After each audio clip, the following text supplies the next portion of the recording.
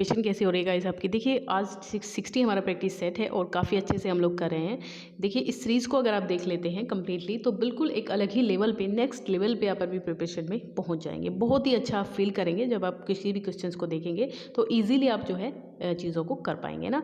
तो अगर आप जुड़े नहीं अब तक मेरे साथ तो फटाफट से सब्सक्राइब करिए चैनल को, लाइक कीजिएगा वीडियो को। और बिल्कुल गाइस ठीक है, हर एग्ज़ाम में EMRS हो आपका, DT+ भी तो है ही, स्पेशली DT+ भी है, EMRS है, BPSC और UP TGT PGD के लिए इक्वली इंपॉर्टेंट वीडियो है ये, है ना।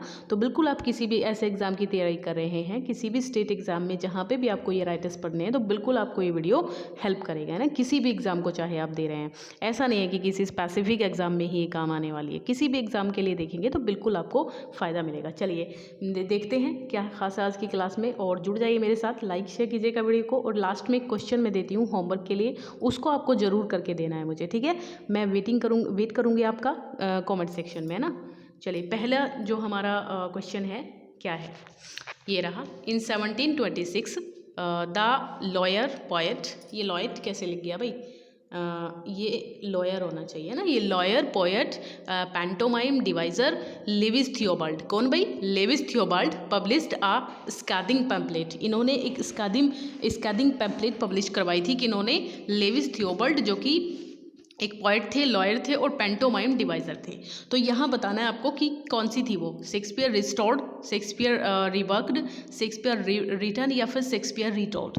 तो देखिए इसका जो आंसर है वो ए ऑप्शन है, यानी कि ए ऑप्शन हमारा करेक्ट है। शेक्सपियर रिस्टोर्ड के नाम से 1726 में इन्होंने ये पब्लिश करवाई थी pamphlet. Who is the most frequently quoted writer in the Oxford Dictionary of Quotations? Oxford Dictionary of Quotation में कौन है जो मोस्ट फ्रीक्वेंटली quoted writer है? तो देखिए अलेक्जेंडर पोप है, शेक्सपियर है, वर्ड्सवर्थ है या फिर डॉक्टर जॉनसन। तो शेक्सपियर ही इसका आंसर बनेगा, यहाँ पर बी ऑप्शन करेक्ट हो जाएगा। शेक्सपियर एक्टेड है, एचिड नहीं है ना, एक्टेड जाने। तो एक्टेड इन बेन जॉनसन्स का एक every man in his humour, है ना। इन्होंने जो है ह्यूमर दिए हैं हमारे 4 टाइप के, वो सभी आप जानते हैं, बहुत बार मैं अपनी वीडियोज़ में जिक्र कर चुकी हूँ इनका, है ना। ब्लड, कॉलर, फ्लेम, मेलंकली, है ना, ये सब वाले। चलिए अच्छा, इसमें देखिए आपको बताना है कि every man in his humour में, और एक और वर्क है उसमें शेक्सपियर ने एक्ट किया था बेन जॉनसन के, तो इसके अदर वो कौन सा था? तो देखिए इसमें जो है वो आपका बनेगा बी, यानी कि Sejanus his fall. Sejanus his fall B option है। और every man in his humour में इन्होंने एक्ट किया है बेन जॉनसन के वर्क्स में। Shakespeare was buried in the canal of the Holy Trinity Church dash his death, है ना। 4 days after, 1 day after, 2 days after, 3 days after, मतलब कितने दिन बाद जो है उनको बरीड किया गया था, दफनाया गया था। तो ये 2 दिन बाद गाइस, है ना, 2 दिन बाद हो जाएगा आपका, यानी कि 2 days later। The history of Cardenio often referred to as merely Cardenio is a lost play attributed to William Shakespeare and, बताइए कौन कौन शामिल है इसमें। The history of Cardenio often referred, किसको क्या भी कहा जाता है, खाली कार्डेनियो के नाम से भी इसको जाना जाता है। तो ये एक लॉस्ट प्ले है जो ज़्यादा नहीं जाना जाता इसके बारे में लोगों के द्वारा। तो इसमें जो है एट्रीब्यूट किया है विलियम शेक्सपियर ने, और किसने, है ना। 2 राइटर आपको यहाँ पे मिलेंगे। तो एक तो आपके शेक्सपियर हो गए, और दूसरे कौन से हैं गाइस, तो वो जॉन फ्लेचर है, ठीक है, जॉन फ्लेचर है, A option. Which is Shakespeare's famous romantic tragedy of sexually charged adolescence की बात है इसमें, लव की बात है, डेथ की बात है ना, सेक्सुअली चार्ज्ड एडोलेसेंस है। तो यहाँ कौन सी इसकी बात हो रही है? तो हैमलेट में तो देखिए ऐसा नहीं है, मैकबेथ में भी ऐसा नहीं है, और जूलियस सीजर में भी नहीं, ये आपका रोमन प्ले है। तो रोमियो एंड जूलियट बच गया। तो यही है जिसमें हमें सारी चीज़ें, डेथ और एडोलेसेंस, चार्ज्ड सेक्सुअलिटी वगैरह, है ना, और आपका एडोलेसेंस है, लव है, डेथ है, ये सब आप हमको मिलता है, ठीक है ना। चलिए नेक्स्ट क्वेश्चन है, हु ओपिन्ड, ये किसकी ओपिनियन है, who opined, okay, yes guys, किसकी ओपिनियन है गाइस, क्या ओपिनियन है? Poet's task is to break through this crust of custom, remove this film of familiarity and soften these hardened hearts. तो बहुत प्यारी लाइन है, हार्डन हार्ट्स को soft करना, है ना। किसकी ओपिनियन है गाइज, ये बहुत प्यारा क्वेश्चन मुझे यहाँ पे लग रहा है ये वाला। तो इसमें बता दीजिए फटाफट से, है ना। यस, ये हो जाएगा आपका विलियम वर्ड्सवर्थ, है ना। विलियम वर्ड्सवर्थ आपका आंसर है, D option. Who opine that the poet's task is to break through this crust of custom, remove this film of familiarity and soften these hardened hearts. ठीक है ना, याद रखिएगा इस लाइन को। Who has written poetry as I am recommending is as far as possible a selection of the language really spoken by men। बताइए, तो जो मैन की लैंग्वेज है, जो पोइट्री है वो मैन की लैंग्वेज है, साधारण लोगों की लैंग्वेज है। ये किसकी, इसको पढ़ते ही आप लोग इसको अच्छे से जान सकते हैं। मैं ये कह सकती हूँ poetry as I am recommending, क्या कौन रिकमेंड करता है पोइट्री को एक आम आदमी की भाषा के रूप में, तो ये विलियम वर्ड्सवर्थ करते हैं प्रीफेस के अंदर, है ना। और कहाँ करते हैं, प्रीफेस के अंदर। जो लिरिकल बैलेड्स था उसका जो प्रीफेस आया था 1800 में, सेकेंड में उसमें एडिशन में, है ना। 1800 में जो उसका प्रीफेस आया था प्रीफेस में, तो उसी में जो है प्रीफेस के अंदर ही ये इस बात का जिक्र करते हैं।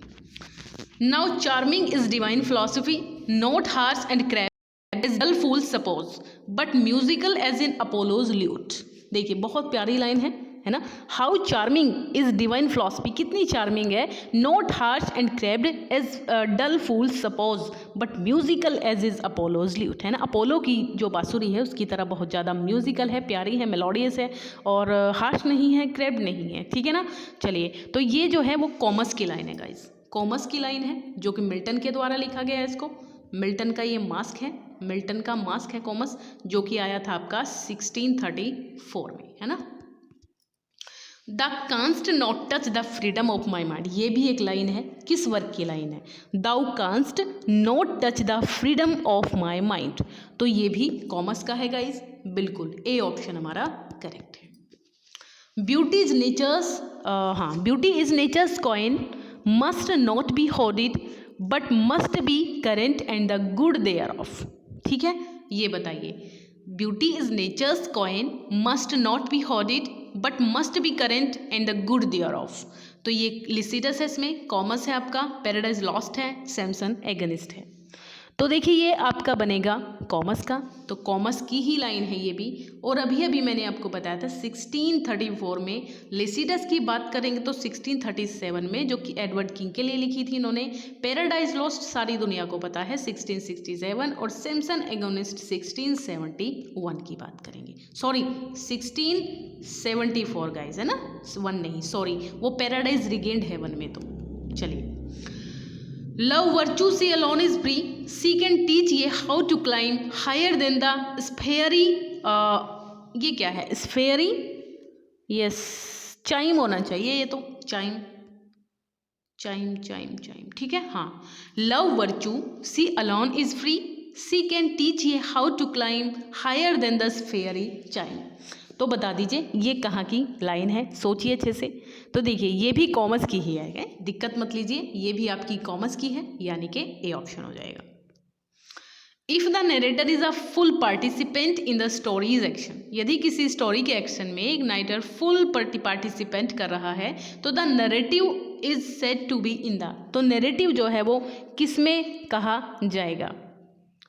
तो देखिए सेकंड पर्सन है ना, ये आपका सेकंड पर्सन हो जाएगा, सेकंड पर्सन आपका आंसर हो जाएगा, क्योंकि इफ नरेटर फुल है participant in the story's action the narrative is said to be in, है ना, said to be in the second person, ठीक, करेक्ट।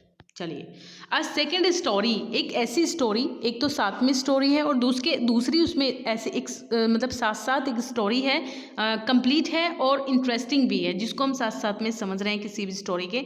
एलिगरी नहीं है, एलिगरी थोड़ा सा अलग हो जाता है गाइज। तो on right is introduced into the play, तो इसमें क्या कहा जाता है प्ले के अंदर इसको, है ना। तो गाइज वो सब प्लॉट होता है आपका, है ना, क्या कहते हैं उसको, सब प्लॉट कहते हैं, जहाँ पे एक साथ साथ जो है अदर स्टोरी जो अपने आप में कंप्लीट है, एक्शन है उसको हम सब प्लॉट कह देंगे। The climax and resolution allegory नहीं, एलिगरी में तो देखिए मॉरल मीनिंग होता है ना, कभी कंफ्यूज आप हो जाए, मैं थोड़ा सा बता दूं इसके बारे में, है ना। सब प्लॉट ये क्यों है, देखिए आपने देखा होगा कि एक ही कहानी होती है, एक ही स्टोरी में, एक में तो जैसे कहीं दूसरी स्टोरी चल रही होती है, जैसे आपने एंटनी एंड क्लियोपेट्रा पढ़ा है, तो उसमें एक तो एंटनी और क्लियोपेट्रा की स्टोरी है और दूसरी तरफ ऑक्टेवियस सीजर वगैरह की स्टोरी चल रही थी, है ना। तो इस तरीके से दो जो है प्लॉट हैं एक ही वर्क के अंदर रहते हैं, तो उसको आप सब प्लॉट कहते हैं। एक मेन होता है, दूसरा उसके साथ साथ अदर भी प्लॉट रहता है, तो उसको कहते हैं हम लोग, है ना। लेकिन एलिगरी होती है एक मोरल, जो छिपा हुआ मीनिंग होता है जिसको हम केवल समझ सकते हैं, उसको हम एलिगरी कहते हैं। समझ गए थोड़ा सा आप लोग? चलिए, yes, the climax and resolution of a plot, किसी भी प्लॉट का जो क्लाइमैक्स होता है, अंत में रेजोल्यूशन होता है उसका, तो एंशियंट ग्रीक ट्रेजेडी में उसको क्या कहा जाता है? कैटास्ट्रोफी, है ना, कैटास्ट्रोफी होता है। और इसकी बात करूँ तो डेनोमा तो कॉमेडी के लिए होता है, जो कॉमेडी की एंडिंग होती है ना, जो कॉमेडी की एंडिंग होती है उसको आप डेनोमा कहते हैं। चलिए, फाइंड इनकरेक्ट पेयर, इसमें एक तरफ तो आपके यंग वन हैं, ठीक है, एडल्ट हैं, सॉरी, एक तरफ तो आपके एडल्ट हैं और दूसरी तरफ आपके यंग वन हैं, तो यहाँ पे गलत पेयर आपको बताना है। देखिए, सी स्टालियन दरियाई घोड़ा आप लोग कह सकते हैं इसको, तो दरियाई घोड़ा इसका फॉल हो जाता है, सी फॉल, ये सही है। शीप का लैम्ब होता है, स्टालियन का फॉल कोल्ट और फिली होता है, लेकिन हेयर का ये लैम्ब नहीं होता है, हेयर का आपका होता है, यही गलत है। हेयर का आप तो लेवरेट, LAVERET, लेवरेट होता है ना। ये हेयर जो होता है थोड़ा थोड़ा खरगोश जैसा, खरगोश को भी हेयर क्या देते हैं, क्योंकि ये बिल्कुल उसी की प्रजाति का होता है, थोड़ा थोड़ा सेम ही होता है, बिल्कुल बहुत कम ही इसमें फ़र्क देखने को मिले, मतलब खरगोश की ही एक प्रजाति आप इसको कह सकते हैं। हु इज़, एक सेकेंड, हाँ, हु इज़ मिस्टर स्क्विकली, किसमें है मिस्टर स्क्विकली? ये एक हाँ, Henry fourth part 1, sorry, much ado नहीं, हेनरी फोर्थ पार्ट 1 की कैरेक्टर है। और है क्या ये आपका द टेवर्न हॉस्टेस है। कौन है ये? The tavern hostess, D option correct है इसमें। चलिए, secondary epic is also known, secondary epic को और किस नाम से जानते हैं? Aesthetic epic, legendary epic, art ballad, या फिर सोसाइटी एपिक? तो ये आपका बन जाए लेजेंडरी एपिक। सेकेंड एपिक को आप लेजेंडरी एपिक भी कह सकते हैं, बिल्कुल इसका यही करेक्ट आंसर है। 19 question guys, in this type of essay, इस टाइप के एसेज के अंदर the essayist gives an explanation, एक एक्सप्लेनेशन देता है और पर्सनल ऑप्शंस देता है अपने आइडियाज़ के, थीम के, इशू के, या फिर the ideas is presenting thoughts examples, है ना, या फिर आइडिया जो है ना वो एक एग्जाम्पल के थ्रू समझाता है, डेफिनेशंस देता है, कंपैरिजन देता है एंड कंट्रास्ट बताता है, तुलना करता है। तो यहाँ पे जो दिस टाइप ऑफ ऐसे क्या कहलाता है, इसको क्या कहा जाता है गाइज? तो देखिए, एक्सप्लेनेशन पढ़ करके इसको एक्सप्लेनेटरी मत लगा देना, ये आपका बी ऑप्शन है, यानी कि हमारा एक्सपोजिटरी ऐसे कहलाता है वो, है ना, एक्सप्लेनेटरी नहीं कहलाता, याद रखिएगा इसको। Who among the following has been called by Spencer as the well of English undefiled? बताइए इसको। तो देखिए, इसमें क्या कहा जा रहा है, इनमें से कौन है जो following has been called by Shakespeare के, सॉरी, स्पेंसर के द्वारा जिसको the well of English undefiled कहा गया है? तो चौसर है, लैंगलैन है, शेक्सपियर है, थॉमस मूर है। तो ये आपके कौन है भाई? चौसर, ठीक है, चौसर को कहा है स्पेंसर ने द वेल ऑफ इंग्लैंड अनडिफाइल्ड। थोड़े लेवल से आप क्वेश्चन रहते हैं, लेकिन ये गारंटी है गाइस, कहीं ना कहीं आपको हेल्प करेंगे, बिल्कुल हेल्प करेंगे, क्योंकि डीप क्वेश्चंस ही इस टाइप के एग्जाम्स के अंदर आते हैं। जैसे आपका MRS SSS हो गया, इसमें भी, और PGT में भी वो काफ़ी डीपली क्वेश्चन आते हैं, तो ये आपको जानने चाहिए, है ना। चलिए, the first and the last tale in the Canterbury Tales, है ना, फर्स्ट और लास्ट टेल जो है कैंटरबरी टेल्स में, वो किसके द्वारा उसको बताया गया है? इसमें कौन कौन है? Knight and parson, knight and partner, parson and knight, या फिर Chaucer and Miller. Chaucer and Miller का तो कोई मतलब नहीं है, तो यहाँ पे नाइट एंड पार्सन, फर्स्ट और लास्ट जो है वो नाइट, और फर्स्ट जो है वो नाइट ने बताई है, और जो लास्ट है वो पार्सन ने बताई है। तो ये आपका हो जाएगा ए ऑप्शन।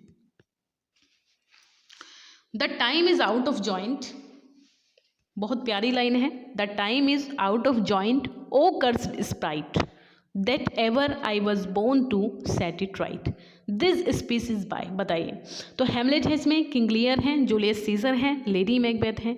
तो ये जो लाइन है ये हैमलेट ने कही है, हैमलेट ने कही है, हैमलेट, ठीक है। And dash is one who does not understand the full import क्या है भाई, ये फुल क्या होना चाहिए यहाँ पर, एक सेकेंड गाइस मैं समझ लूँ इस क्वेश्चन को थोड़ा। इम्पैक्ट इम्पोर्ट होना चाहिए थोड़ा, या तो इम्पोर्ट होगा, ये इम्पोर्ट हो सकता है ये, है ना।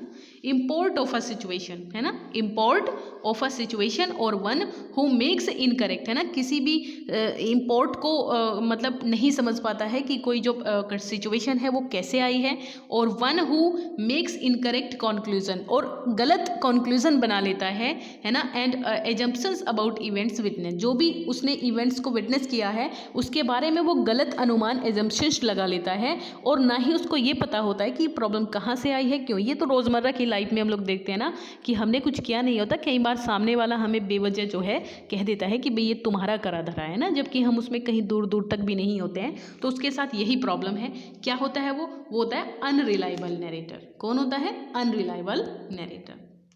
It is not the fashion to see the lady the epilogue, but it is no more unhandsome than see the lord the prologue. तो देखिए ये लाइन प्यारी सी है काफ़ी, और आई कहाँ पर है ये?